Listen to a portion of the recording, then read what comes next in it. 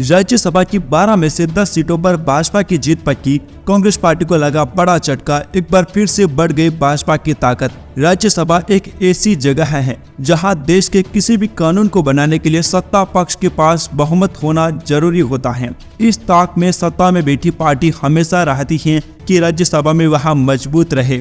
इस बार के राज्यसभा चुनाव में भी भारतीय जनता पार्टी इसी ताक में है। बता दें कि निर्वाचन आयोग ने बुधवार को कहा कि 9 राज्यों की 12 रिक्त राज्यसभा सीट के लिए 3 सितंबर को चुनाव होगा। इस ऐलान के बाद तमाम पार्टियां अपने मजबूती के लिए तैयारी में जुट गई हैं। TOI की रिपोर्ट के अनुसार 12 में से 10 सीटें भाजपा के खाते में जाना तय हैं, जिससे उच्च सदन में पार्टी की संख्या 97 हो जाएगी। केंद्रीय मंत्रियों पीयूष गोयल, सर्बानंद सोनोवाल और ज्योतिरादित्य सिंधिया समेत मौजूदा सदस्यों के लोकसभा सदस्य निर्वाचित होने के बाद राज्यसभा की 10 सीटें खाली हो गई थी। अब इन 10 सीटों पर भाजपा की जीत पक्की है। तेलंगाना और ओडिशा में राज्यसभा की 2 सीटों के लिए उपचुनाव भी होगा।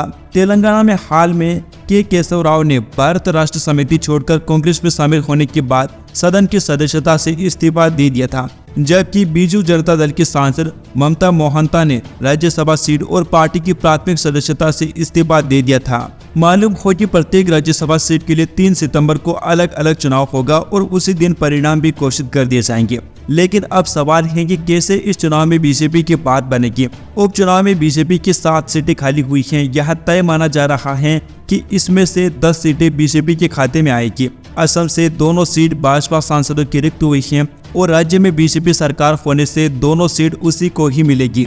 बिहार की बात करें तो यहाँ आरजेडी और बीजेपी की एक सीट खाली हुई है। राज्यसभा में भाजपा गठबंधन की सरकार में होने से दोनों सीट उनके पास जा सकती हैं। हरियाणा में 1 सीट कांग्रेस की खाली हुई है, लेकिन राज्य में बीजेपी की सरकार होने के कारण सीट इसे ही मिलेगी। मध्य प्रदेश में 1 सीट भाजपा की खाली हुई है और वहां सत्तारूढ़ भाजपा के पास ही रहेगी। महाराष्ट्र में 2 सीटें खाली हुई हैं। गठबंधन सरकार होने के बाद दोनों सीटें भाजपा के पास ही रहेगी। राजस्थान कांग्रेस की 1 सीट खाली हुई है और वहां भी सत्तारूढ़ भाजपा के खाते में जाएगी। त्रिपुरा में भी 1 सीट खाली हुई है, वह भी भाजपा को ही मिलेगी। इसके अलावा ओडिशा में बीजेपी की रिक्त सीट अब बीजेपी के हिस्से चली जाएगी। चुनाव के नतीजों के बाद उच्च सदन की वास्तविक ताकत 237 होगी, जिससे बहुमत का आंकड़ा 119 हो जाएगा। चूंकि भाजपा को 10 सीटें मिलने की उम्मीद है, इसलिए एनडीए के पास कुल 112 संख्या हो जाएगी।